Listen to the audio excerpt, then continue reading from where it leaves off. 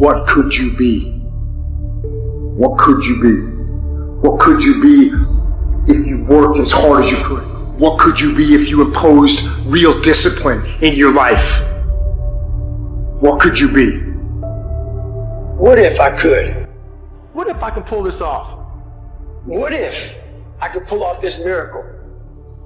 What if I can become someone that no one thinks I can be? How will I feel at the very end if I can defy all the odds? You have to understand that there's a journey that takes place in your career, in your life. Every transformation always gets worse before it gets better. It's supposed to be that way. The journey you're embarking on is not an easy path.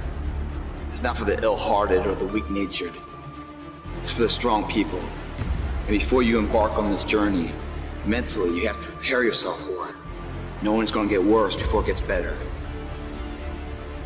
Life tests the big dreamers, the passionate revolutionaries. It's almost like a weeding out process. Only the strong and the best get to live their heart song. You know what? If it was easy to get to world class and extraordinary, everyone would be doing it.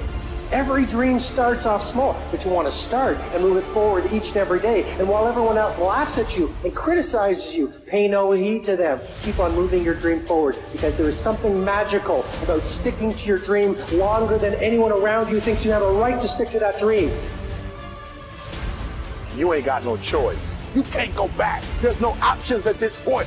It's do or die, baby. We do not have time. We about to go get it. It's ours for the getting. You can do it, and you're not leaving. Listen to me. We ain't going home. We ain't going nowhere. You ain't going nowhere until you get it done. We doing what we gotta do to get what we gotta get. Go after that goal that you want. Set up that project. Get going on those things.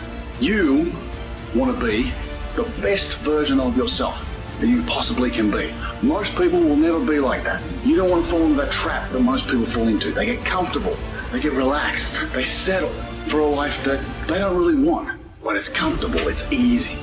You don't want that. You want a life that is above average, extraordinary, far beyond what most people can conceive. If you want a life like that, you have to hustle. You have to get going. Get up out of your seat and move. You have to take massive action. It's hard, it sucks, it can sap you of your mental and physical energy, but you need to get going and get up after those things that you want. No one's going to do it for you. Work on yourself every day. Get better, improve, learn, extend yourself, push yourself out of your comfort zone. Push the boundaries that you're accustomed to. That's the only way to grow as a person. The reason why you have not become successful, the reason why you are not like a locomotive, the reason why you're not having success in your life is because every single day you got an excuse. And I need you to do me a favor. I made my last excuse yesterday. My last reason. I came up with my last reason yesterday of why I can't do what I'm supposed to do. And so I need you to do me a huge favor. All your excuses, all your good reasons, everything that's keeping you from doing what you're supposed to do, I need you to put it behind you and say, yesterday was the last day for that foolishness. Yesterday was the last day to say, I don't have enough money to do this. I don't have enough money to go to school. I don't have enough money to get a computer. I don't have what it takes. I'm not smart enough, right? I don't write well enough. I don't sing well enough. That's why I didn't do my CD. I didn't write my book because I'm not on that level. Listen to me. You better hear what I'm saying. Yesterday was the last day that I want to hear an excuse. It's over with.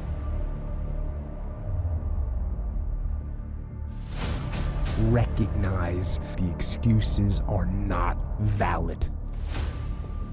They're conjured up, they're fabricated, they're lies. And how do you stop the lies? You stop the lies with the truth. You have time. You have the skill. You have the knowledge and the support and the willpower and the discipline to get it done. What you pay attention to is what you will get. And the more attention you give something, the more you feed it, the stronger and more powerful that thing grows. You need to face, master, and channel your obsessions into an engine of massive, energized momentum for the success you desire.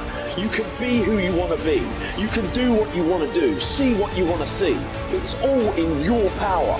no one else is. Go out and get it. If you get knocked down, get back up again. You can never fail if you never give in. If you stick with it, stay with it, become obsessed with it, feed it every day, I guarantee you, possibilities will take place. Do I just sit there and settle? No, I don't. I say enough's enough, man, and I'm gonna make a change, and I'm gonna keep going until I get it. You chase something that you believe you deserve until you get it. And it doesn't matter what happens to you. It doesn't matter how many times you get fired. It doesn't matter how many people don't believe in you. You just go until you get it. That's the point. Are you tired yet? Some of you need to get tired. You need to be tired of what's going on in your life. Get tired of your habits. Get tired of the actions that you're putting in every day. You gotta change, man, or nothing changes.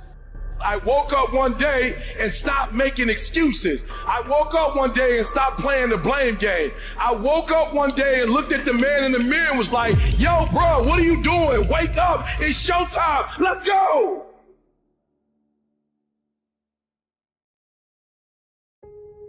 How do you rate yourself on a scale of 1 to 10 in terms of your physical appearance, in terms of your health? Do you take care of yourself? Are you allowing yourself to get overweight and out of shape? Are you conscious of your health? Are you watching the food that you take into your body? Do you make a deliberate effort to exercise? You know, it was George Burns, he said, we cannot help getting older, but we don't have to get old. And many of us get old before our time because we don't take time to take care of ourselves. Your environment is a very good indicator.